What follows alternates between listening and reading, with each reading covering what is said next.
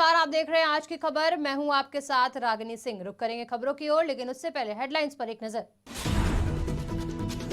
स्वास्थ्य मंत्री मनसुख मांडविया ने की बैठक। यूएस चीन में बढ़ते कोरोना मामले पर किया मंथन। दिल्ली एनसीआर समेत उत्तर भारत में सर्दी का रेड अलर्ट। कोहरे की वजह से रेल हवाई यातायात हुआ प्रभावित। कोरोना के बढ़ते मामले पर स्वास्थ्य मंत्री की राहुल को चिट्ठी। भारत जोड़ो यात्रा रोकने की गई अपील। स्वास्थ्य मंत्री की चिट्ठी पर कांग्रेस का पलटवार। कहा, भारत जोड़ो यात्रा से डर गई है सरकार। चीन से तनाव पर संसद परिसर में विपक्ष की मोर्चेबंदी। सरकार के खिलाफ प्रदर्शन और चर्चा की हुई मांग।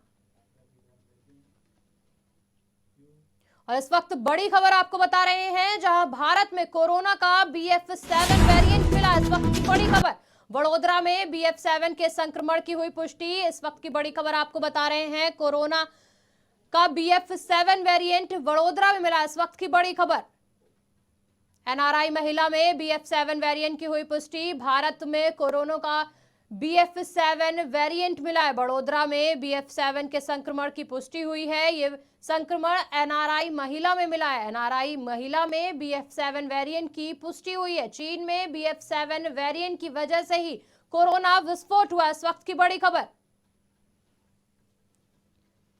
इस वक्त की बड़ी खबर आपको बता रहे हैं, भारत में कोरोना का BF7 वेरिएंट मिला है। ये वेरिएंट वडोदरा में मिला है। वडोदरा में BF7 के संक्रमण की पुष्टि हुई है। NRI महिला में BF7 वेरिएंट की पुष्टि हुई। चीन में BF7 वेरिएंट की वजह से ही कोरोना विस्फोट हुआ है और अब ये भारत तक पहुंच चुका है। भारत में कोरोना का BF7 वेरिएंट मिला, ये वडोदरा में मिला। इस वक्त की बड़ी खबर, इस पर जानकारी देने के लिए हमारे साथ संवाददाता परमानंद पांडे जुड़ चुके हैं। परमानंद पांडे, आज भारत में BF7 वेरिएंट का एक केस मिला है और ये NRI महिला में मिला है, क्या कुछ जानकारी है?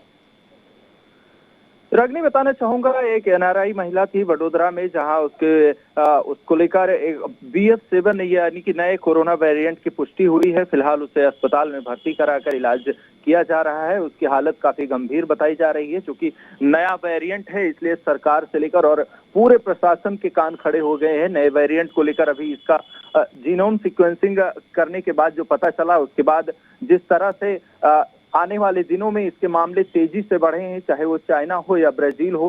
चाइना की हालत जिस तरह से इस वक्त है, चाइना में जो तस्वीरें वहां से आ रही हैं, उसको देखते हुए भारत सरकार की तरफ से कड़े एहतियात बरते जा रहे हैं। एयरपोर्ट से लेकर और आवागमन बाहर से जितने उस पर कड़ी निगरानी रखी जा रही है। इसी निगरानी के दौरान ये महिला मिली, जब उसके अंदर कोरोना की नए वेरिएंट की पुष्टि हुई और उसको लेकर अब आइसोलेशन में उसको रखा गया है। लेकिन जितने जरूरी कदम, जितने एहतियातन कदम उठाए जा सकते थे सरकार की तरफ से, वो इस वक्त उठाए जा रहे हैं। क्योंकि नया वेरिएंट है, इसका असर जिस तरह से आप देख रहे हैं, चाइना से लेकर ब्राजील और भी पश्चिमी देशों में बहुत, खासकर इस वक्त बहुत तेजी से फैल रहा है।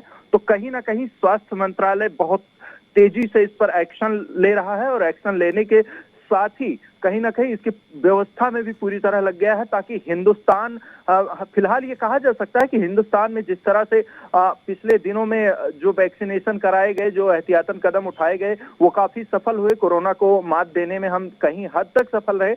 लेकिन एक जरूरी कदम इसलिए उठाया जा रहा है ताकि जो तस्वीरें बाहरी देशों में आई हैं, कोरोना का नया वेरिएंट है, इसलिए म्यूटेंट होके जो आया, इस पर अच्छे से इसको कंट्रोल किया जा सके, इस पर नियंत्रण पाया जा सके। जिस तरीके से चीन में कोरोना का विस्फोट हुआ है, उसको लेकर विश्व भर में चिंता जाहिर हो रही है। वहीं अगर भारत की बात करें तो आज भारत ने कोरोना को लेकर स्वास्थ्य मंत्रालय ने आज बैठक की थी और इसको एहतियात बरतने की बात भी कही है। वहीं अब BF7 वेरिएंट की पुष्टि होना, क्या कुछ कह रहा है?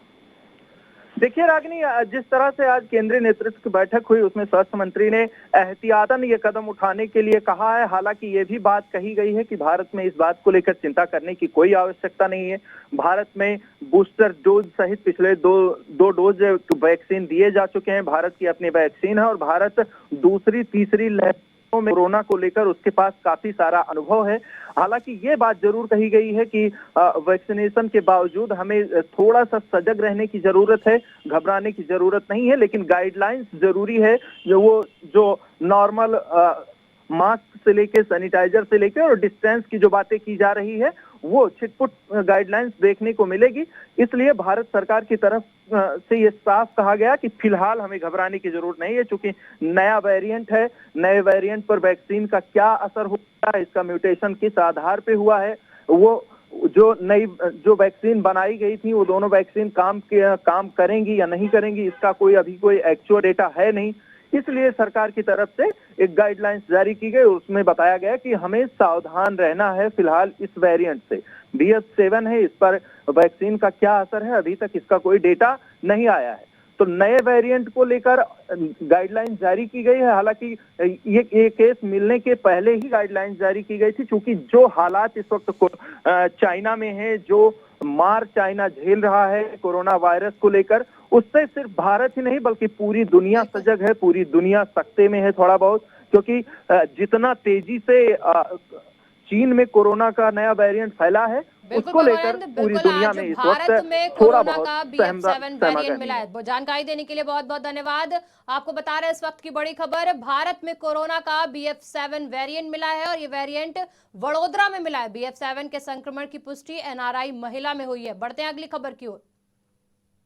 दिल्ली NCR समेत पूरे उत्तर भारत में कड़ाके की ठंड पड़ रही है। कई जिलों में तापमान में गिरावट दर्ज की गई है। राजधानी दिल्ली समेत कई इलाकों में घना कोहरा छाया रहा। घने कोहरे के कारण विजिबिलिटी भी काफी कम रही। वहीं पारा 6.3 डिग्री सेल्सियस तक पहुंच गया। कोहरे की वजह से वाहन चालकों को काफी परेशानियों का सामना करना पड़ा। वहीं मौसम विभाग ने अगले 4-5 दिन तक हिमाचल प्रदेश, पंजाब, हरियाणा, चंडीगढ़ और दिल्ली और उत्तर प्रदेश में घने कोहरे का अलर्ट जारी कर दिया है।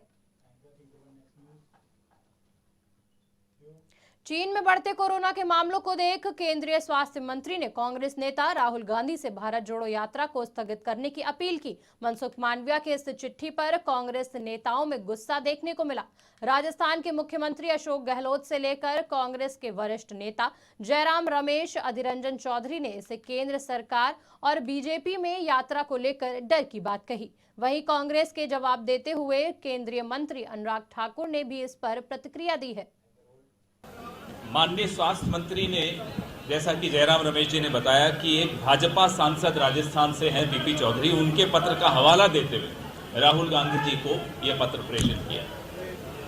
हम ये जानना चाहते हैं, क्या इसी तरह का पत्र भारतीय जनता पार्टी के राजस्थान के अध्यक्ष सतीश पूनिया को भी भेजा है, जो जन आक्रोश यात्रा निकाल रहे हैं?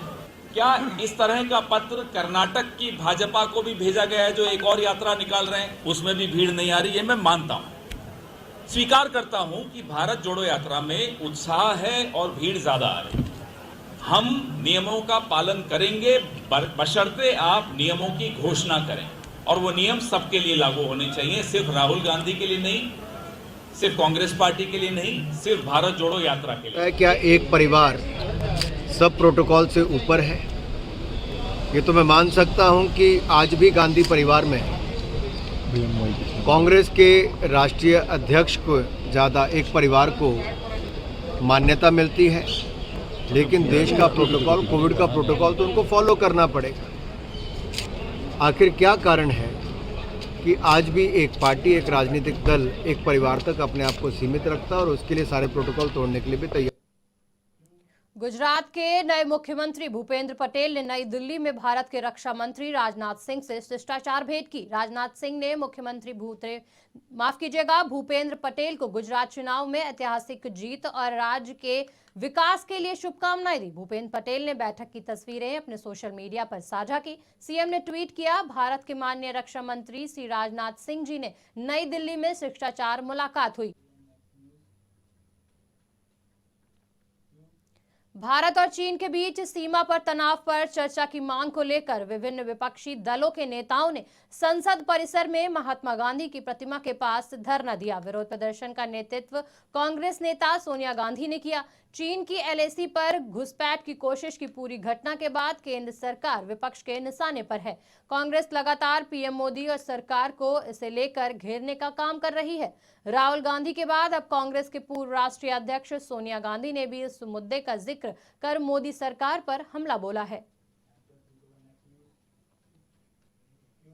मध्य प्रदेश विधानसभा के शीतकालीन में विधानसभा स्पीकर गिरीश गौतम ने विपक्ष के लाए अविश्वास प्रस्ताव को स्वीकार कर लिया है।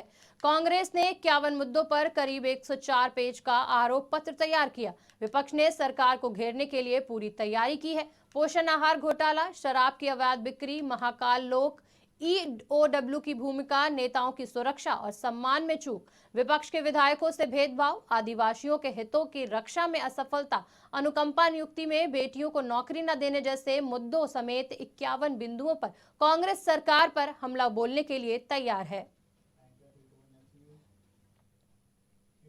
एनआईए ने पीएफआई पर बैन के बाद गिरफ्तार किए गए संगठन के नेताओं के बारे में कोची में विशेष एनआईए कोर्ट में जानकारी दी। एनआईए ने बताया कि केरल में प्रतिबंधित पॉपुलर फ्रंट ऑफ इंडिया के नेता इस्लामिक स्टेट और अलकायदा के कुछ नेताओं के संपर्क में थे। इस दौरान एनआईए ने अदालत से संगठन पर बैन लगाने के बाद गिरफ्तार किए गए पीएफआई नेताओं के खिलाफ जांच के लिए और समय मांगा। एनआईए ने आगे कहा, जांच में संकेत मिले हैं कि इन आतंकी संगठनों के नेता केरल में पीएफआई के नेताओं के संपर्क में थे।